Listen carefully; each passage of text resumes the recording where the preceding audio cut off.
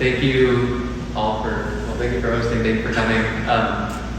I think that if those of us on the stage seem to agree on a lot, there might be some differences in points of emphasis, but a lot of agreement.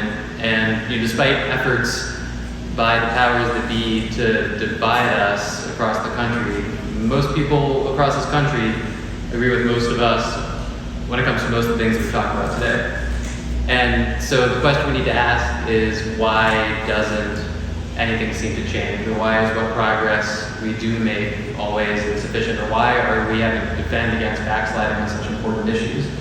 And the answer, as I said at the start, is the influence of corporate special interests and political corruption through a variety of different vectors that plague our system. And since my very first run for office 20 years ago, when I ran against an entrenched ward machine that was opposing living wages in Providence, through my time in the Assembly, when I pushed back against the banks or worked to make our tax system more progressive by restoring the capital gains tax, to my time working as a federal advocate, for instance, to help revive the anti-monopoly movement to protect consumers and small businesses and workers against outsized power wielded by corporations, I have demonstrated a willingness to push back against those structures that are the fundamental impediments to progress.